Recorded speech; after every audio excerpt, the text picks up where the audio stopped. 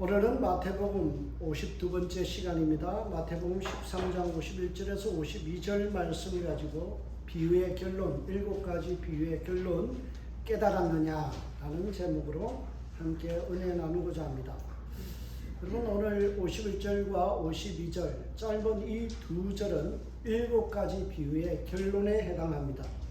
어떤 학자는 오늘 본문을 8번째 비유다라고 해서 집주인의 비유라고도 말합니다. 13장의 비유는 7개일 수도 있고 8개일 수도 있습니다. 그래서 로이드 존스 목사님, 영국의 아주 탁월한 그 로이드 존스 목사님의 전임자였던 캠벨 몰간이라는 목사님이 계십니다. 이분은 참 제가 존경하고요, 이분의 책을 많이 읽습니다. 캠벨 몰간 목사님, 이분이 거의 로이드 존스를 키웠다 할 만큼 대단한 목사님이에요. 강해 설계의 왕자라고 하는 그런 분입니다. 이분께서 오늘 본문을 7가지의 비유를 피아노의 음계와 연결시켜서 그렇게 설명합니다. 음계는 도에서부터 시작해서 도, 레, 미, 파, 솔, 라, 시까지가 있죠. 그렇게 7음이 있고요. 그 다음에 높은 도 해서 8번째 음계가 있죠. 예수님의 비유는 한 음씩 올라가는 그런 비유의 옥타브의 완성의 정점에 뭐가 있는가 하면 오늘 본문의 내용, 집주인의 비유가 있다라는 것입니다. 씨 뿌리는 자의 비유로부터 시작된 7가지, 7그물의 비유까지 7개가 있고요. 그 다음에 마지막으로 결론으로 집주인의 비유가 51절과 52절에 있죠. 낮은 도에서부터 시작해서 높은 도까지 한 옥타브를 완성시키듯이 오늘 활용점정 마지막 집주인의 비유를 통해서 비유는 완성되어지고 그리고 정확한 비유의 결론에 도달하게 되는 것입니다. 그래서 캠벨 몰간 목사님 오늘 비유를 짧은 본문을 갖다가 추석하면서 이런 이야기를 해요. 음계에 있어서 옥타브의 완성이다. 이 말은 달리 말하면 오늘 집주인의 비유가 바로 옥타브 7가지 비유의 마지막 결론이면서 종합적인 내용이다라는 거예요. 마태는 이 집주인의 비유를 갖다가 설명하는 가운데서 7가지 비유의 종합이라는 사실을 드러내기 위해서 51절의 첫 단어를 참 의미 깊은 단어로 사용합니다. 그게 뭔가 하면 수네카테라는 이 단어인데요. 이 말은 오늘 우리 번역에서는 깨달았느냐라고만 번역되어 있지만 수네카테의 이 말의 정확한 뜻은 너희가 종합적으로 그리고 구성하여서 깨달았느냐라는 뜻이에요. 오늘 깨달았느냐 이 말은요, 종합적으로 이 7개의 비유를 종합해서 너희가 깨달았느냐라는 말씀입니다. 너희가 이 비유를 잘 종합하여 내 말의 뜻을 잘 이해하였느냐라는 예수님의 말씀이죠. 우리말에 그런 말이 있죠. 구슬이 성알이라도 깨어야 보배다. 여러분, 구슬이 나달려 있을 때는 별로 가치가 없습니다. 그것을 한 구름에다 묶어 놓게 되면 어때요? 아름다운 목걸이가 되는 거죠. 이처럼 7가지의 비유가 쭉 연결되어 있지만 마지막 이 한 비유, 집주인의 비유를 통해서 완전한 모습이 드러나고요. 주님께서 종합적인 이해를 돕고 있다라는 거예요. 만약 7개 비유와 오늘의 본문을 연결시켜서 종합적으로 이해하지 못하면 우리는 성경 해석의 오류에 빠지게 됩니다. 오늘 본문과 이전의 7개의 비유의 내용을 연결시켜서 종합적으로 이해하죠. 그러면 7개 비유에서 보면 계속해서 되풀이되는 말씀이 있습니다. 그게 뭔가요? 천국은 마치 뭐뭐와 같다라는 거예요. 이 종합적으로 이해하기 위해서는 천국은 뭐다라는 사실을 우리가 깨달아야 돼요. 여러분, 대부분의 사람들은 단편적으로 천국을 이해합니다. 천국 하면 먼저 떠오르면 이미지가 뭔가요? 죽어서 가는 낙원, 파라다이스. 우리 인생의 모든 것이 끝나고 주님 앞에서는 그곳이 천국이다. 우리는 그렇게만 단편적으로 이해하죠. 그러나 이것은 우리가 굉장히 오해하고 있다라는 거예요. 여러분, 천국이라는 단어를 우리 번역에서는 그냥 한국어로는 천국이라고 되어 있죠. 그러나 영어 성경에 보면 Kingdom of God, 하나님의 왕국이라고 표현되어 있습니다. 천국이 어떤 곳이라고요? 하나님의 왕국. 왕국에는 누가 통치하나요? 왕이신 하나님. 그러므로 천국이라는 것은 가장 중요한 게 통치의 개념이에요.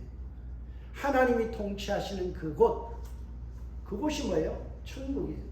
내가 죽고 살고의 문제가 아니라 내가 죽은 이후에는 완전히 주님의 통치를 받고 이 땅에서는 어때요? 부분적이지만 내가 주님의 통치를 받고 살아가는 거예요. 육신의 몸을 입고 있기 때문에 우리는 어떻습니까? 자꾸 하나님의 통치에 거부하는 습성이 있어요. 그러나 성경 말씀에 비추어서 우리는 끊임없이 어떻게 합니까? 하나님의 말씀을 받아들여서 통치를 받아들여서 살아가죠. 이게 천국이에요. 여러분, 우리가 여기서 중요한 포인트가 하나 있습니다. 그게 뭔가 하면 내가 주님의 통치를 받기를 거부한다면 오늘 나는 사는 것이 천국이 아니라는 사실.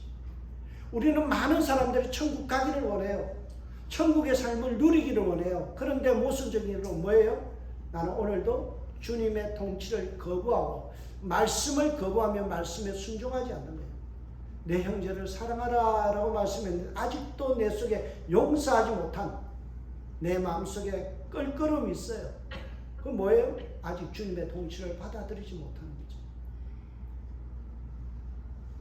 용납하라 용서하라 했는데 나는 끊임없이 미워해요. 저 사람만 보면 꼴 보기가 싫어요. 뒤통수만 봐도 보기 싫어요. 이게 뭐예요? 천국 가고 싶지만 나는 천국을 거부하는 거예요.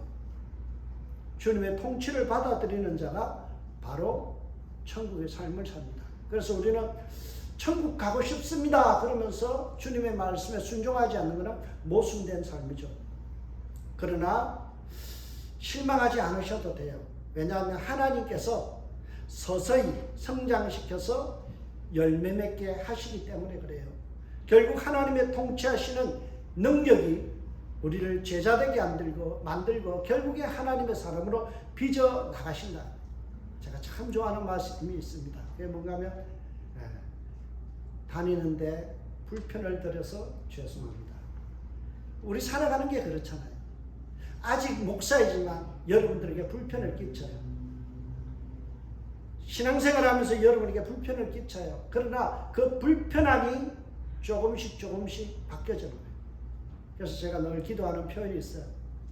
요강단지같이 냄새나는 내 인격이 하나님 나라의 금그릇되게 하여 주옵소서. 아멘이십니까? 그래요. 우리가 살아가면서 하나님은 나를 요강단지같이 냄새나는 내 인격이요 하나님 나라의 금그릇되게 하세요. 그래서 기대하는 거예요. 여러분 100배, 60배, 30배의 성장을 이루는 하나의 겨자씨처럼 성장하는 씨앗이 되게 하세요. 로마서 11장 29절 제가 좋아하는 말씀인데요. 하나님의 은사 부르시면은 후회함이 없느니라. 하나님이 우리 부르셨잖아요. 결국 하나님 손해보지 않아요. 하나님 후회하지 않아요. 나를 부르셨기 때문에 어떻게 만든다고요? 하나님의 모습을 담게 하신다. 우리의 능력이 아니에요. 하나님께서 그렇게 만들어 가시죠. 죄악 가운데서 인간은 실패합니다. 실수합니다. 그러나 하나님은 반드시 후회함이 없도록 완성품을 만들어 가시는 거예요. 지금까지의 상황을 보세요. 무리들과 제자들은 처음에는 예수님의 비유의 말씀을 들어도 이해하지 못했어요. 예수님의 네 가지 밭의 비유를 제시할 때 제자들조차도 이해하지 못했어요. 그래서 11장 10절에 보면 제자들이 예수께 나와 이르실 때 어찌하여 그들에게 비유로 말씀하시나이까? 비유를 들려줬는데 이해를 못해서 주님 왜 비유로 말씀하십니까? 깨놓고 이야기하세요. 좀 알아듣게 해주세요. 이해하지 못하는 제자들입니다. 이어지는 가라지 비유를 보세요. 36절에 보면 제자들이 나와서 이르되 밭의 가라지의 비유를 우리에게 설명하여 주소서. 깨닫지 못한 거예요. 그러니까 설명이 필요한 거죠. 여러분 제자들은 여전히 영적 소경에 처해져 있습니다. 처음에 주님의 비유의 말씀을 들었지만 이해하지 못하는 거예요. 맥락을 이해하지 못합니다. 주님이 거듭 비유를 제시하지만 그 속뜻을 이해하지 못해요. 여전히 깨닫지 못하는 제자들의 모습입니다. 여러분 7가지의 비유는 계속되어졌습니다. 그러나 그 비유의 핵심의 내용들을 이해하지 못하죠. 여러분 남도코 기억자도 모른다는 우리의 표현처럼 주님께서 끊임없이 옆에 나란히 비유를 놓고 설명하지만 그들은 주님이 말씀하시는 이 비유, 성장한다, 너희들이 성장한다, 변화된다, 그리고 헌신한다, 그리고 있지 않으면 심판에 이르게 된다라는 이 내용의 말씀을 듣고도 이해하지 못했어요. 그러나 7가지 비유가 다 선포되었을 때 그들은 유레카, 그들은 드디어 깨닫게 되어지고 영적인 소경의 눈이 밝아졌다라는 것입니다. 예수님의 비유의 뜻을 알아차렸어요. 51절에 보세요. 이 모든 것을 깨달았느냐 하시니 대답하되 그러하오이다. 그러하오이다. 여러분 제자들은 처음에는 전혀 깨닫지 못했지만 차츰 한 단계 한 단계 더 깊이 주의 말씀을 깊이 깨닫게 되는 은혜를 누렸다라는 것입니다. 여러분 제자들이 깨달은 것이 무엇인가요? 51절에 보면 예수님께 제시하신 이 모든 것을 깨달았느냐라는 거예요. 이 모든 것이 뭐예요? 7가지 비유를 너희들이 종합적으로 깨달았느냐. 13장에 제시된 4가지 밭의 비유, 겨자씨 비유, 누룩 비유, 그리고 감추의 보화의 비유, 진주 비유, 그물 비유, 이런 7가지 비유가 쭉 이야기되었죠. 예수님이 이 7가지의 비유를 통해서 천국의 특징을 너희들이 깨달았느냐라는 말씀이에요. 여러분 천국의 특징이 어떤 것이었나요? 하나님의 통치가 옥도에 뿌려져서 그래서 성장하여서 30배, 60배, 100배 결실을 맺는 거죠. 하나님의 통치의 영역이 누룩처럼 번져나가서 전체 사회를 변화시키고 그리고 겨자씨처럼 성장하여서 큰 나무가 되어서 많은 새들이 깃들게 해서 풍성한 삶을 누리게 하고 제공하는 그러한 축복의 통로가 되는 거죠. 보화 되신 예수 그리스도, 진주 되신 예수 그리스도를 발견하는 그 기쁨을 누리는 것이 바로 이 비유의 핵심입니다. 만약 그렇게 되어지지 않고 너희가 독보리같이 가라지같이 독을 뿜어내서 사람을 해롭게 하거나 그러나 사람들을 먹어서 해를 끼치는 그런 일들이 일어난다면 너희들은 심판받는다라는 거예요. 제자들은 예수님께서 하신 말씀을 깨달아 알아차렸습니다. 그래서 이렇게 대답하죠. 나이, 헬라어로 보면 나이라는 이 말은요 그러합니다. Yes, yes. 제자들은요 합창을 하듯이 주님 내가 다 깨달았습니다. 여러분 이 경지까지 올라섰다라는 거예요. 참으로 많은 시간이 걸렸습니다.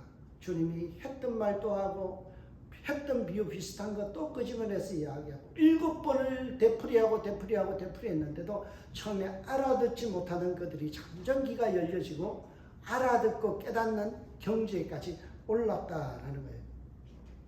여러분 제자들의 성장은 매우 미미했습니다. 마치 겨자씨 하늘 같았어요. 눈에 보이는 변화가 일어나지 않는 누룩과 같은 모습이었어요.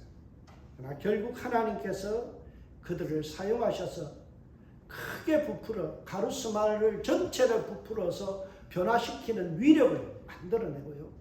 작은 겨자씨가 성장하여서 많은 새들이 와서 깃드는 일들이 일어나고요. 100배, 60배, 30배 결실이 일어나는 놀라운 축복의 제자들이 되었다라는 거예요.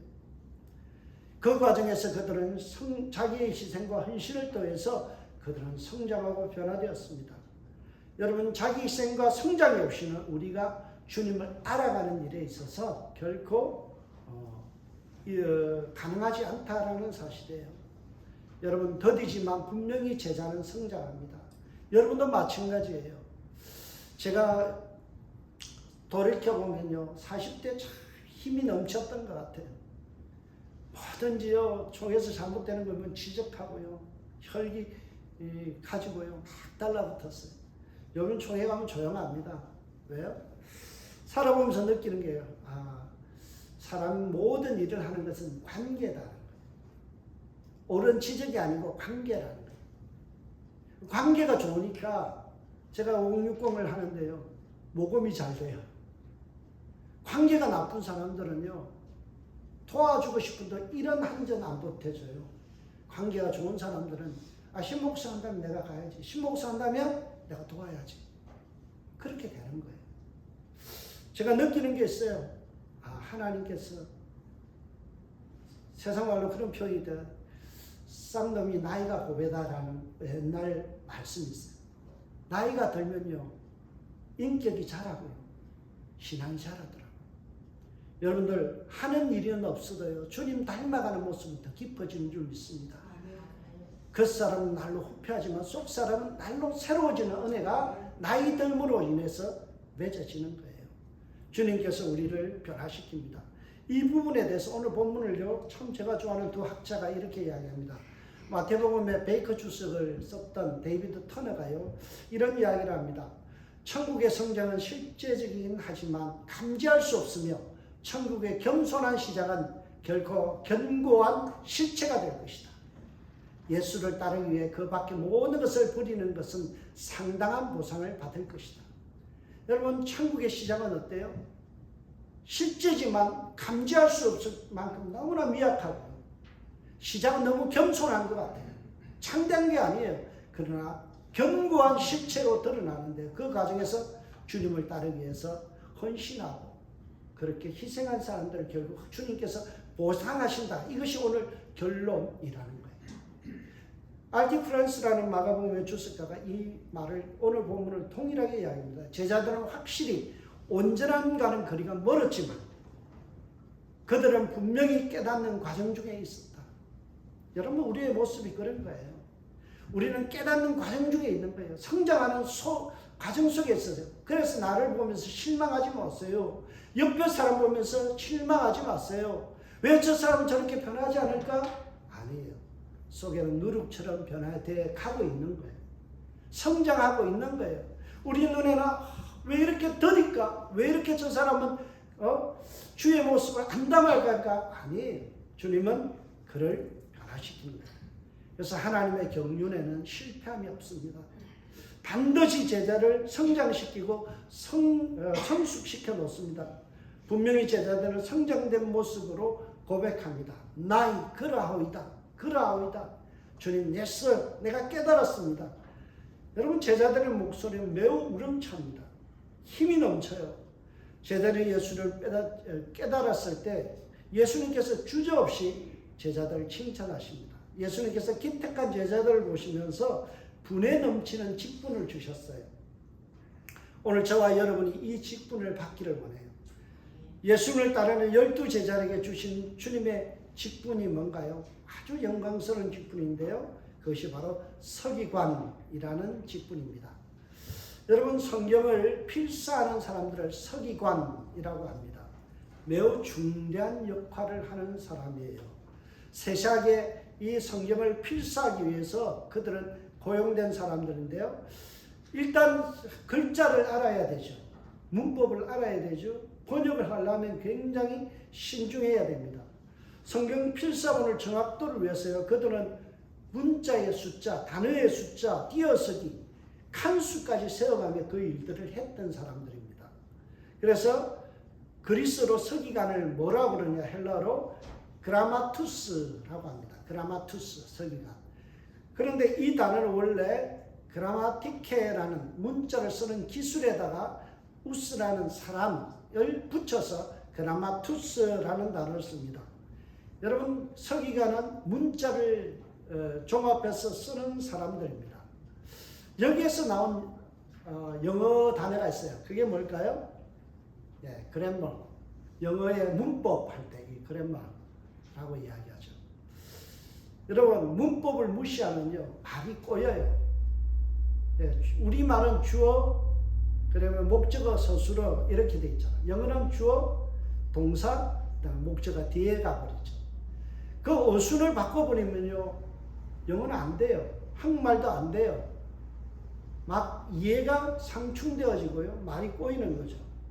이처럼 그라마투스, 서기관들은요 문자를 굉장히 잘 다루는 사람들이고요 그 일을 위해서 헌신하는 사람들이에요. 여러분, 그래서 그라마투스라는 이 서기관들은요, 성경의 뜻을 분명하게 드러내는 일을 돕는 사람이에요. 우리 유대사에서 서기관들은 학자로 추앙받았습니다. 대표적으로 서기관 누가 있을까요? 성경에 있는 서기관. 성경에는 율법학자라고도 번역되는데요. 에스라와 느헤미야서를 기록한 사람이 누구예요? 에스라. 에스라를 뭐라고 학자 겸 제사장, 학자 할 때 이게 그라마투스예요. 서기관이죠. 근데 제자들을 보고 주님께서 뭐라고요? 네가 학자다. 평생 고기 잡으면서 무식하기로 짝이 없는 그들을 보고 주님께서 뭐라고요? 네가 에스라 같은 사람이다. 네가 학자야 라고 불러주신 거예요. 이 서기관은 단순히 공부만 잘하는 사람이 아니에요. 학생을 가르치는 학자에 지나지 않는 사람이 아니에요. 사무엘하 8장 17절에 보면 서기관은 매우 높은 관리였다. 가버너였다는 거예요. 거기 보면 두배 아들 사독과 아비아달의 아들 아히멜렉은 제사장이 되고 스라야는 서기관이 되고 서기관이 나오죠. 이거예요. 그 당시에 제사장과 어깨를 견줄 수 있는 높은 직분이 바로 서기관이었다는 사실. 학자에다가 장관이에요. 역대하 34장 13절에 보면 서기관을 왕의 비서실장으로 나와요. 대단한 권력이죠. 마태복음 16장 21절에 보면 서기관은 제사장 장로들과 함께 사내들인 공회, 우리로 치면 국회의원의 71명 중에 한 명이래요. 그러니까 대단한 학자이면서 그리고 정부의 관료이고요. 그리고 국회의원이에요. 행정과 가르치는 능력과 그리고 공동체 안에서 존경받는 인물이 누구냐? 서기관이에요. 예수님께서 지금까지 무식하게 짝이 없었던 그 베드로와 이 제자들을 향하여, 마태를 향하여 주님께서 뭐라고요? 네가 천국의 서기관이다. 네가 하나님 나라의 장관이다. 네가 하나님 나라의 학자다 라고 이야기하신 거예요. 유대 공동체에서 광범위한 왕의 활동을 통해서 서기관들은요, 바로 하나님의 말씀을 제대로 드러낸 것처럼 이 제자들은 지금 주의 말씀을, 이 깨달은 7가지의 비유의 말씀을 제자들은 다시 전하는 거예요. 그래서 그들이 바로 서기관이다라는 말이에요. 성숙하지 못했지만 이제야 깨달아가는 과정에 있는 그 제자들을 향하여 너희가 천국의 서기관이다. 너희가 천국의 학자이며 장관이다. 이렇게 칭찬해 주신 거예요. 저와 여러분이 이런 칭찬을 받을 수 있는 성도가 되길 주의 이름으로 부탁드립니다. 그러면 서기관인 제자들이 해야 될 일이 뭘까요? 새것과 옛것을 자유자재로 내어올 수 있는 실력이에요. 52절을 보시기 바랍니다. 예수께서 이르시되 그러므로 천국의 제자된 서기관마다 마치 새것과 옛것을 그 국간에서 내어오는 집주인과 같으니라. 여러분, 새것은 무엇이면 옛것은 무엇일까요? 옛것은 바로 율법과 선지자의 말씀, 구약의 말씀이에요. 새것은 뭘까요? 율법과 선지자의 말씀, 구약의 말씀을 하나님의 뜻에 비추어서 그 시대와 그리고 원래 오리지널 메시지였던 하나님의 말씀을 제대로 복원하여서 선포한 예수님의 말씀이에요.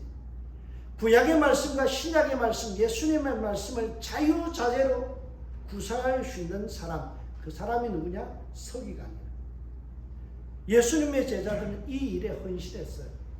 말씀 해석의 달인이었어요. 하나님 나라의 말씀을 온전히 드러내는 말씀의 해석자였다는 사실이에요.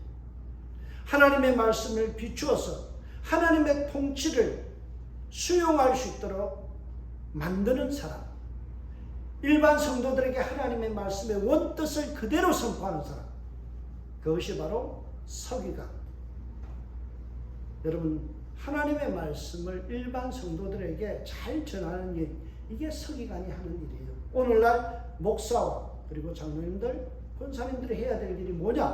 바로 하나님의 말씀에 정통한 거예요. 하나님의 말씀을 해석해낼 수 있는 능력이에요. 주의 말씀을 깨달아서 그것을 전달할 수 있는 능력이 있어야 되는 거예요. 참된 서기관은 자신의 말을 전하거나 자신의 느낌이나 유명한 사람들의 이야기를 되풀이하는 앵무새가 아닙니다. 오직 하나님의 말씀만을 전하는 사람이에요. 하나님의 말씀만을 고집하는 사람이에요. 그게 천국의 서기관이에요. 그래서 마태는 이 점을 강조하기 위해서 중요한 단어를 오늘 본문에 사용합니다. 그게 뭔가 하면 그 곳간에서 내오는 이 단어를 씁니다. 그 곳간이 어디예요? 하나님의 말씀의 곳간에서 내오는, 하나님으로부터 나와야 된다는 거예요. 인간의 말이 아니라는 거예요. 인간의 잡담이 아니에요. 저는 설교하면서 참 어떤 데는 참 화가 날 때가 있어요. 어떤 사람들 보면요, 농담하고요, 웃기려고 하는 사람들 보면 정말 화가 나요. 왜요? 하나님 말씀 아니거든요. 하나님의 말씀만을 고집하는 게 오늘날 천국의 서기관이에요. 여러분, 말씀 외에는 여러분이 여기에 비싼 헌금 내고 왜 여기 앉아 있습니까? 인간의 엔터테인먼트, 어떤 것을 듣기 위해서요? 여러분, 그러려면 차라리 김창옥 같은 사람 그런 이야기 들으면 더 재밌어요. 연설가들 이야기를 들어보세요. TV에 보세요. 얼마나 재밌는, 요즘 신부님도 많고요, 스님도 많고요, 배꼽 잡는 사람들 많아요. 우리는 그런 재밌는 이야기를 듣기 위해서 이 자리에 모이신 것이 아니라 하나님의 말씀을 듣기 위해서 이곳에 모였다는 사실이죠. 그래서 참된 서기관은 뭐 하는 거예요? 하나님의 말씀의 곳간, 신약과 구약의 말씀에서 그 말씀만을 선포하는 거예요. 이 점을 분명히 하기 위해서 그 곳간에서라는 단어를 쓰고 있습니다. 여러분, 곳간이라는 단어가 참 재밌는 말인데요. 여러분, 여기에 보면 곳간이라는 말이요, 세사라스라는 단어인데요. 이 단어가 뭘 의미하는가 하면 보물, 그런 뜻이에요. 원래 원어를 보면요, 보물의 곳간에서 내어오다 라는 말이에요. 하나님의 말씀만이 보물이다. 인간의 말은요, 보물 아니에요. 인간의 말은 왔다 갔다 합니다. 진리일 수 없습니다. 재밌을 수는 있어요. 웃길 수는 있어요. 그것은 보화가 아니에요. 오직 주의 말씀만이 세사라스, 보화라는 사실이에요.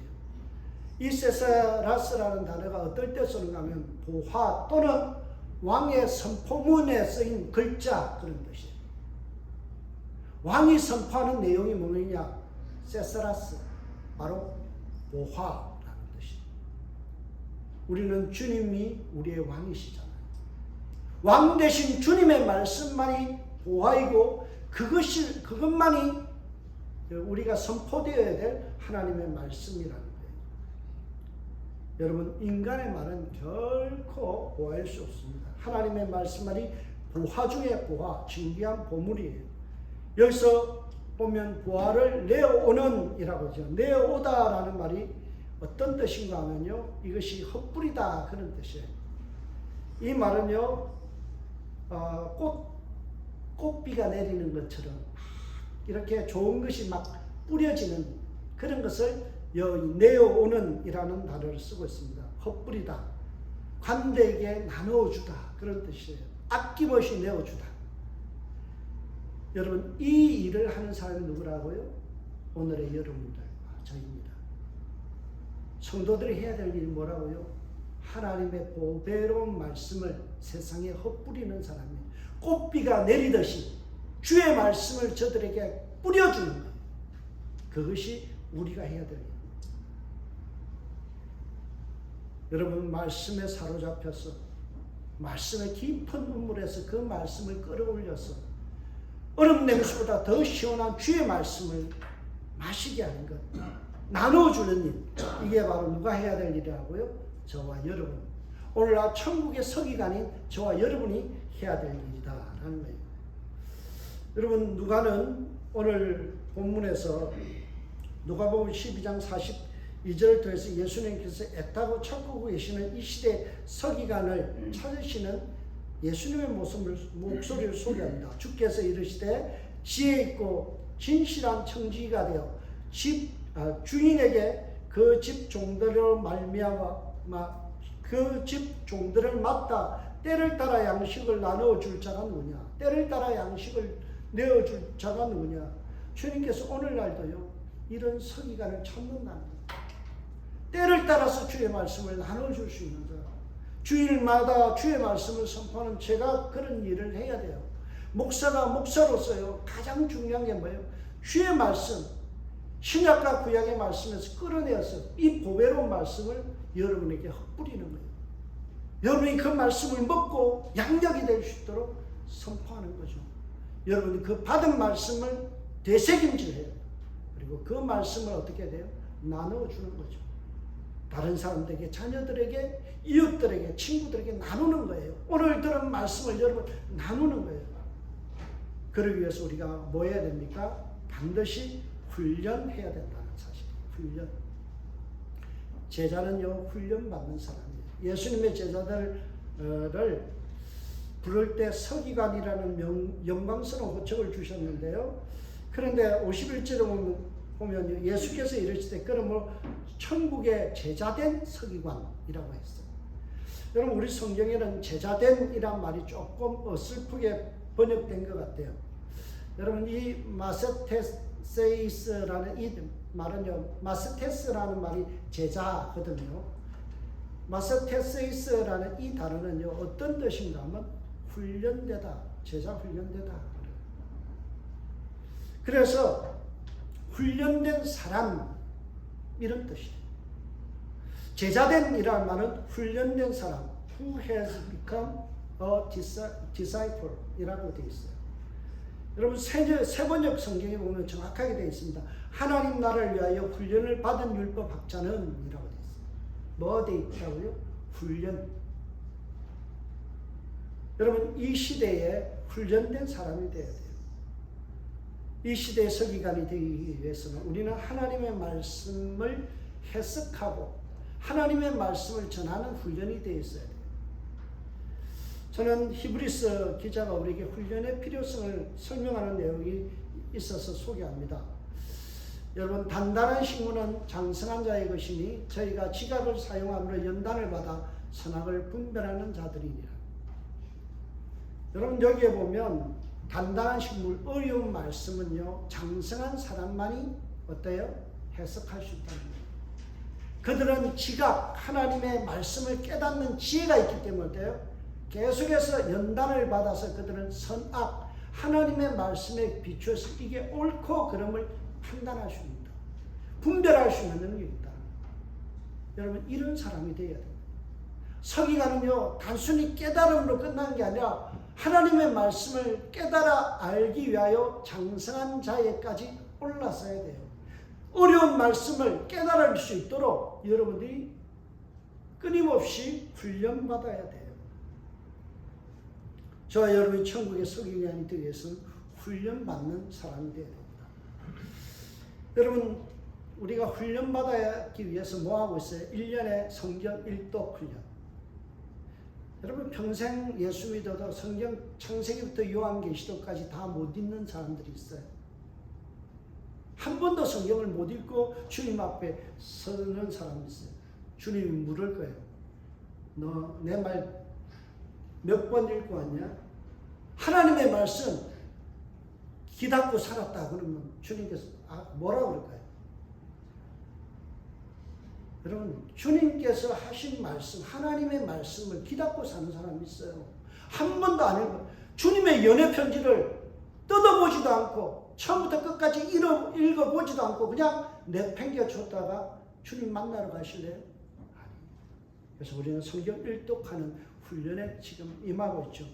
제가 일주일에 한 번씩요, 제가 한 설교를 보내드립니다. 왜 보내드릴까요? 되새김질하라고. 그 말씀 다시 한 번 더 들어보면 새롭습니다. 제가 우리 성도님들에게 감히 부탁드립니다. 제가 보면 우리 성도님들 안 들어요. 통계를 보면 압니다. 누가 듣는지 안 듣는지 대충 알아요, 제가. 요즘 인터넷 이런 것들이 너무 발달됐어요. 안에서 통계 다 나옵니다. 몇 분을 들었는지도 다 나옵니다. 제가 다 볼 수 있어요. 여러분, 대략 40년이 넘는 사람들이요. 매주마다 제 설교를 들어요. 우리 성도님들 되새김질을 하네요. 왜 그럴까요? 안다라는 그 교만 때문에. 내가 들었다라는 그 때문에 주의 말씀을 다시 묵상하지 않는 거죠. 여러분, 서기관이 되기 위해서는 주의 말씀을 묵상해야 돼요. 계속 들어야 돼요. 저도 설교, 제가 한 설교 부끄럽지만 또 듣습니다. 주중에 꼭 들어요. 하나님 말씀 앞에 내가 은혜 받아야 되니까. 내가 그 말씀에 비추어 살아야 되기 때문에 제가 들어요. 운전하면서도 듣고요. 혼자 있을 때도 들어봐요. 여러분, 시편 1편을 보면 주의 말씀을 주야로 묵상하는 자가 복이 있다고 그랬잖아요. 묵상이라는 단어가 하다라는 단어인데요. 중얼거리다라는 뜻이에요. 이 말의 뜻은요, 속아 되새김질하다라는 뜻이에요. 한번 삼켰던 것을 끄집어내서 다시 반추하는 거예요. 반추동물이라고 그러잖아요. 다시 끄집어내서 그것을 다시 잘게 부수는 거예요. 그래서 소화되기 쉽게. 그게 묵상이에요. 오늘날 그리스도인들은요, 들었던 설교는 다시 안 들으려고 그래요. 아, 이거 들었지. 아니에요. 듣고 또 들어보면요, 깨닫지 못한 주의 말씀이 있어요. 내가 느끼지 못한 주의 세미한 음성이 있어요. 그걸 듣는 훈련을 해야 돼요. 제가 좋아하는 시편 71편 24절의 말씀이 있습니다. 나의 혀도 종일토록 주의 의를 작은 소리로 읊조리나이다. 끊임없이 읊어대는 중얼거리는 신앙. 우리 집사님 그런 말이에요. 당신 뭘 자꾸 중얼거려? 왜 중얼거려? 하나님의 말씀에 대해서 생각나는 것을 되새기는 거예요. 여러분, 그게 신앙이에요. 중얼거림이 없는 신앙 틀렸어요. 하나님의 말씀을 묵상하고 또 되새기면서 이 말씀의 뜻이 뭡니까? 주님께 묻고요. 다시 생각하는 거예요. 이 훈련이 된 사람만이 장성한 분량이 되는 거예요. 저와 여러분이 읊조리는 신앙이 되기를 바랍니다. 주의 말씀을 참 깊이 묵상하기 위해서는 매일마다 듣던 말씀도 또 들어보는 거예요. 그게 오늘의 서기관이 해야 될 일이에요. 매일 말씀을 읊조리는 가운데서 영적 성장이 일어나요. 변화가 일어납니다. 자라나요. 변화돼요. 여러분, 하나님의 말씀이라는 이 보물을 발견하는 기쁨이 있길 주의 이름으로 축복합니다. 여러분이 이 시대의 서기관입니다. 주님께서 여러분의 심령에 심어놓은 말씀의 씨앗이 싹트고 그리고 열매 맺어서 여러분의 삶에 성령의 열매가 가득해지고 빛의 열매, 착함과 의로움과 진실함으로 열매 맺는 이 한 주간 되시길 주의 이름으로 축복합니다. 기도하겠습니다. 하나님 참 감사합니다. 마태복음 13장의 비유들을 통하여 우리에게 주시는 하나님의 말씀의 은혜가 참 큽니다. 다시금 듣고 다시금 들어서 묵상하며 주의 말씀의 깊이를 깨닫기를 원합니다. 주님, 눈을 열어주시고 주님, 우리도 그러하오이다. 주님, 깨닫는 자가 되게 하여 주옵소서. 하나님의 말씀에 훈련된 서기관들 되게 하셔서 철두철미하게 말씀 죽으심에 은샘교회 되게 하시고 말씀이 살아 움직이는 교회 되게 하여 주옵소서. 감사하고 예수님의 이름으로 기도합니다. 아멘.